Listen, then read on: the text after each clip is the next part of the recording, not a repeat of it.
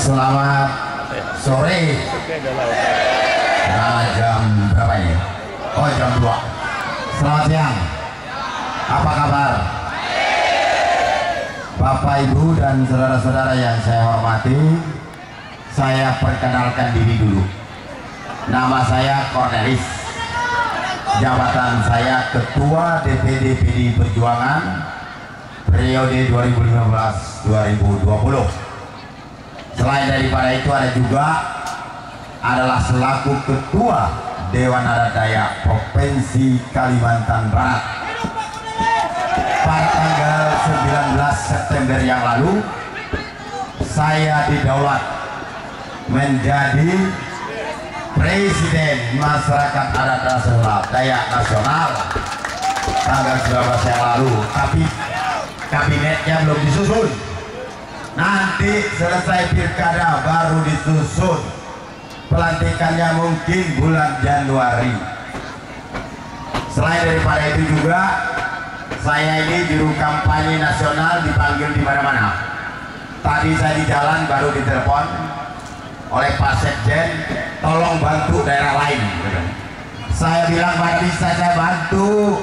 Saya tanggung jawab, saya ada 7 kabupaten di Kalimantan Barat ini. Di dalam pemilihan bupati dan wakil bupati serentak tanggal 9 Desember 2015 ini harus kita rebut 7-7-nya. Ini perintah Ketua Umum kepada Ketua DPD. Demikian juga dengan Presiden Republik Indonesia Bapak Insinyur Joko Widodo. Usahakan katanya dapat semua ya babak belur saya.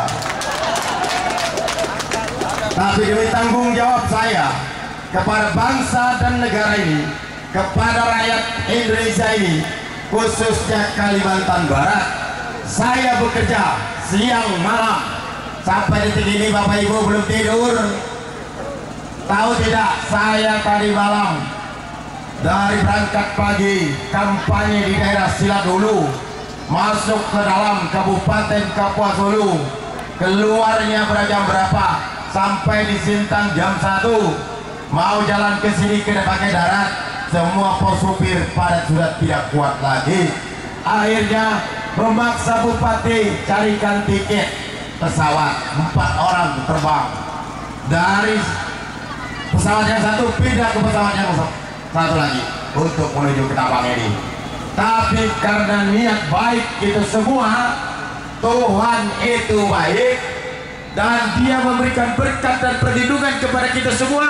Akhirnya saya bisa datang di sini, Bapak Ibu dan saudara-saudara sekalian. Selama hampir beberapa bulan yang lalu, selama musim asap, saya malang melintang di daerah ini untuk mengontrol supaya tidak terjadi kebakaran hutan. Tapi masih terjadi. Tapi yang terbakar itu bukan daerah masyarakat kita, tapi kelompok tertentu. Ternyata masyarakat di kabupaten ini sudah menjaga hutan dan lahan dengan baik, sehingga tidak ada kebun-kebun yang terbakar. Untuk ini saya ucapkan terima kasih. Selanjutnya ada bahaya yang mengancam kita, Bapak Ibu dan saudara-saudara sekalian. Saya mohon untuk hati-hati terhadap anjing, yaitu rabies. Kita sudah banyak yang terkena. Kalau memang ada yang tergigit anjing, tolong bawa cepat ke rumah sakit. Jangan melihat lukanya itu sedikit, karena bupati saudara yang dulu tidak peduli terhadap bencana ini. Oleh karena itulah PDI Perjuangan mencalonkan Dr. Andes Haji Jamiruddin Andi Jamiruddin bersama dengan Mr. Kuan Kepala Botak. Bapak Ibu dan saudara-saudara, sebenarnya bupati ini jatahnya Ketua DPC, Ketua DPC PDI Perjuangan, bukan jatahnya Andi dan Kuan. Tetapi Ketua DPC kalian sudah menyatakan tidak bersedia dan menandatangani surat pernyataan dengan materai 6.000 di hadapan DPP PDI Perjuangan Provinsi DPP PDI Perjuangan Republik Indonesia di Jakarta sana, di depan Ibu Mega. Jadi bukan Cornelis yang mangkasnya. Kalau ada yang berpikiran demikian, hari ini saya klarifikasi khusus bagi pengurus PDI Perjuangan dari DPC sampai ranting anak ranting. Demikian juga saya selaku Ketua Dewan Adat Dayak, saya klarifikasi PDI Perjuangan bukan hanya milik orang Dayak. PDI Perjuangan berlandaskan ideologi Pancasila. PDI Perjuangan berbineka tunggal ika. PDI Perjuangan menjalankan Undang-Undang Dasar Negara Republik Indonesia tahun 1945 dalam sebuah negara kesatuan Republik Indonesia, Bapak Ibu. Nah, sekarang yang kita cari adalah bupati yang mau mengurus rakyat. Kalau dulu kan tidak mau, sampai saya tidak berani datang di sini, Bapak Ibu. Saya malu, malah saya dipermalukan. Berapa kali rapat, berapa kali saya datang di sini, malah saya ditolak. Nah, kalau yang ini begini lagi, kita sebelih, bagaimana? Kita turunkan dia paksa, menggunakan power people, bagaimana? Setuju? Kalau dia sudah terpilih, tahu-tahu dia tidak mau ngurus saudara-saudara, kita turunkan dia, setuju? Jangan bikin malu PDI Perjuangan. Nah, oleh karena itu kita coba lagi.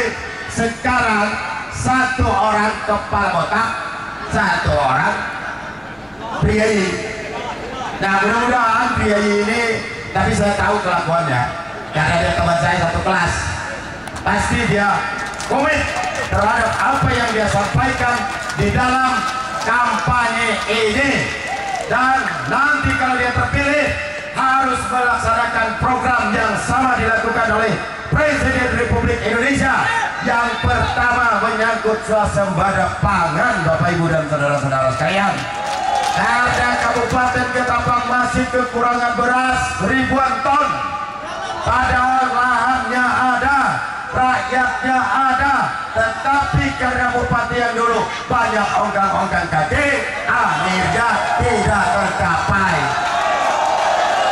Selain daripada itu, program-program yang dilakukan adalah pembangunan jalan dan jembatan, khususnya yang menyangkut tanggung jawab bupati. Karena duitnya ada, perlu disusun perencanaan yang menentukan prioritas dan sangat prioritas, Bapak Ibu dan saudara-saudara. Jalan dan jembatan wajib dia bangun. Demikian juga dengan pendidikan, dengan kesehatan, dia harus berikan pelayanan kesehatan yang baik. Saya mohon juga kepada bupati ini nanti mendata ulang masyarakat yang tidak mampu, sehingga BPJS maupun kartu sejahtera dan lain-lainnya bisa tepat sasaran, Bapak Ibu dan saudara-saudara. Jadi kita mau bupati yang bekerja tanpa henti untuk kepentingan rakyat, Bapak Ibu dan saudara-saudara sekalian. Inilah tujuan kita. Kenapa kita memilih, dan kita memilih nanti pada tanggal 9 harus cerdas, Bapak Ibu dan saudara-saudara sekalian. Semua suku bangsa boleh pilih adik-adik ini, tidak diharamkan. Karena kita tidak memilih imam masjid, kita tidak memilih pendeta pastor, kita tidak memilih segala macam yang berurusan dengan agama. Itu agama urusan masing-masing. Agamamu ya agamamu, agamaku ya agamaku. Demikian Bapak Ibu dan saudara-saudara. Dan semua agama yang diakui sah oleh negara sesuai dengan Pancasila, sila pertama adalah ketuhanan yang Maha Esa, wajib dilindungi, wajib dijaga bagi mereka yang percaya kepada Tuhan, Bapak Ibu. Semuanya diayomi, dilindungi. Demikian juga tugas utama mereka bagaimana nanti menjaga kedaulatan wilayahnya, menjaga rakyatnya, mengayomi rakyatnya. Tidak peduli dia suku apa, tidak peduli dia agama apa, yang penting adalah masyarakat Kabupaten Ketapang. Setuju? Tidak melihat golongan mana, tidak, tetapi rakyat di Kabupaten Ketapang. Paham, mengerti Bapak Ibu kenapa kita harus memilih nomor 2 ini? Kalau Bapak mengerti, jangan susah-susah. Nanti begitu datang di TPS, jangan lupa itu diperiksa. Nomor 1 periksa dulu kertasnya itu ada luka atau cacat atau tidak. Kalau begitu melihat sudah bagus, langsung coblos nomor 3 langsung dilipat. Nomor 4 barang ini dibawa, masukkan di dalam kotak suara. Jangan nanti dibawa pulang masuk ojek kayak gini, masuk ojek. Jadi bawa pulang tak boleh, tapi masukkan dalam kotak suara dan ditunggu. Di dalam penghitungannya ditunggu, jangan ditinggalkan. Penghitungan itu banyak yang macam-macam. Yang jelas penghitungan dilakukan di TPS. Di desa, di kecamatan hanya melakukan rekapitulasi. Dan itu tidak boleh dibuka lagi, Bapak Ibu dan saudara-saudara. Makanya suara itu harus dikawal. Petugas TPS itu diperiksa tangannya, ada kukunya panjang atau tidak. Sampai ke sana Bapak Ibu. Percuma kita ramai-ramai datang di sini kalau kita tidak kawal itu, suaranya dimakan tikus, hilang raib. Nah, oleh karena itu Bapak Ibu dan saudara-saudara sekalian, pada tanggal 9 Desember itu datang ke TPS sebelum berangkat dengan mengucapkan Bismillahirrahmanirrahim. Kita berangkat. Bagi yang Katolik langsung mengatakan demi nama Bapa dan Putra dan Roh Kudus, amin, jalan. Demikian juga yang Kristen Protestan katakan, di dalam nama Yesus aku akan coblos Andi Kuan. Amin, saudara-saudara. Jadi kita jelas landasannya. Kenapa kita berdemokrasi? Demokrasi ini dilaksanakan begitu mahal Bapak Ibu dan saudara-saudara sekalian. Tetapi negara, pemerintah tetap melaksanakannya. Karena kita adalah memberikan pembelajaran berbangsa dan bernegara. Bagaimana berdemokrasi yang berlandaskan Pancasila, Undang-Undang Dasar 45, Bhinneka Tunggal Ika. Oleh karena itu Bapak Ibu dan saudara-saudara sekalian, Ketapang ini punya risiko tinggi, di sini punya risiko tinggi karena banyak segala macam aliran. Oleh karena itu kita memilih pemimpin yang betul-betul punya prinsip dan siap mempertahankan dan melaksanakan Pancasila dengan berkeadilan Bapak Ibu dan saudara-saudara. Jadi dalam menyusun pembangunan juga, dalam mengelola keuangan negara harus berkeadilan.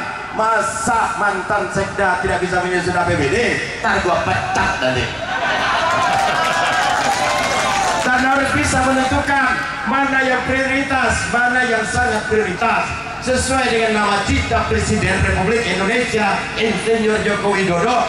Tinggal disinkronkan saja, termasuk listrik, jalan, jembatan dan lain-lain Bapak.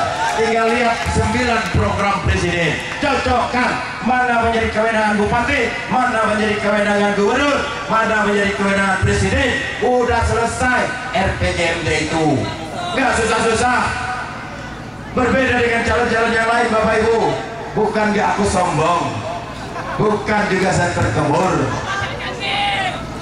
Kalau yang lain itu Allah, nah nantilah, tidak boleh kita menjelek-jelekan teman. Tapi yang jelas, yang kita tampilkan ini, yang kita sodorkan ini, rekomendasinya yang diteken oleh Ibu Megawati Soekarno Putri bukan sembarang orang.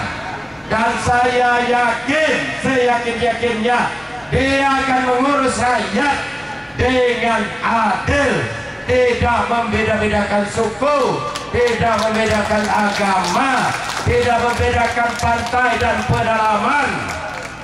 Saya sudah bekerja keras untuk bapak-bapak. untuk bapak-bapak yang di pedalaman. Tanpa saya bersama Bapak Presiden SBY dulu gak ada itu Trans Kalimantan. Sekarang jembatannya sudah jadi. Ntar nanti saya akan bicarakan dengan Bapak Presiden Joko Widodo untuk diresmikan. Jadi kita beli sedan baru kucing datang ke sana. Itu siapa punya kerjaan? Cuma saya mau nanti listrik kita bicarakan. Karena rekomendasi izin untuk listrik swasta kita boleh bangun bekerja sama dengan badan usaha milik daerah. Ini regulasi baru yang dibuat oleh Bapak Presiden Insinyur Joko Widodo. Ibu Karol sebenarnya juga mau datang. Dia titip salam karena beliau berpulang kemarin 3 minggu di daerah Kabupaten Kapuas Hulu yang medannya berat dan lebih jelek dari Kabupaten Ketapang ini. Ketapang ini masih jauh lebih baik, Bapak Ibu dan saudara-saudara sekalian, dan bisa dihubungi melalui jalan darat sekalipun masih ada lubang-lubang. Nah, lubang-lubang itu nanti urusannya. Saya yakin dia bisa kok. Bisa nggak? Bisa. Ya, ini depan orang loh. Ini depan orang banyak ini. Masa kita bisa? Oke, baik Bapak Ibu dan saudara-saudara. Saya tidak perlu perkenalkan lagi nama Andi Jamiluddin dengan Kuan ini. Kalian semua sudah tahu. Bapak Ibu yakin dan percaya. Tolong 3 hari sebelum pencoblosan lihat itu adakah sudah dapat surat undangan atau belum. Cek dengan petugas yang ada di desa. Jangan lupa itu. Cek kita 3 hari sebelumnya undangan sudah di tangan kita. Dan jangan ada bagi-bagi suara.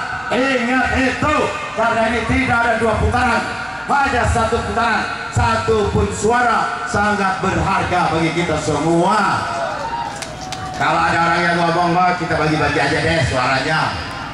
Nggak usah bagi-bagi, tidak ada bagi-bagi. Dengan yakin, Alkul yakin, udah coblos nomor. Ya, pinter Pak, apalagi gak usah panjang-panjang lah saya, cukup karena teman-teman lain juga akan menyampaikan programnya. Dan saya perintahkan kepada semua anggota Partai Demokrasi Indonesia yang ada di Dewan Perwakilan Rakyat, baik DPR RI maupun DPRD Provinsi Kalimantan Barat, DPRD Kabupaten, agar turun ke dapil masing-masing karena masih ada sisa kampanye. Segera mengadakan konsolidasi ke bawah. Apabila tidak dilakukan, dengan sangat menyesal saya akan ganti. Setuju diganti? Yang kalau kerja kita ganti saja kan? Mereka itu wajib mereka datang ke dapilnya masing-masing untuk mengadakan pembinaan, untuk mengecek persiapan pelaksanaan pemilihan kepala daerah yang akan dilaksanakan pada tanggal 9 Desember 2015. Saya rasa itu saja yang bisa saya sampaikan. Selesai orasi, mohon maaf saya langsung kembali ke Pontianak karena besok saya harus kampanye lagi di Samalantan, Kabupaten Bengkayang. Selesai itu saya langsung menuju Kabupaten Kapuas Hulu, akan menutup kampanye kita yang terakhir pada tanggal 5 Desember. Sampai pemilihan saya akan tongkrongi Kabupaten Kapuas Hulu, Bapak Ibu dan saudara-saudara sekalian, karena di sana ternyata masyarakat kita perlu diberikan pencerahan dan pertarungannya adalah head to head. Jadi hanya 2 pasang. Oleh karena itu tidak bisa kita tinggalkan. Kalau perlu kita ramai-ramai kerayak ke sana itu. Karena suara suka hilang. Makanya di sini aman, saya rasa suaranya ada hilang. Karena di sini orang sudah pandai semua. Dan jangan mau makan sogok. Jangan mau makan sogok. Kalau kalian makan sogok, nanti tidak dibangun Bapak Ibu dan saudara-saudara sekalian. Paham? Sekian, terima kasih, selamat siang dan salam sejahtera untuk kita semua. Adil Katalino Bacelamin Kasaruga Pasengat Kak Jubara. Merdeka! Merdeka! Merdekanya cukup 2 kali karena kita nomor. Bagus, memang pinter-pinter. Oke, makasih. Ya, kita beri tepuk tangan yang mulia untuk Ketua DPD PDI Perjuangan Provinsi Kalimantan Barat yang juga Gubernur Kalimantan Barat. Mau digoyang lagi?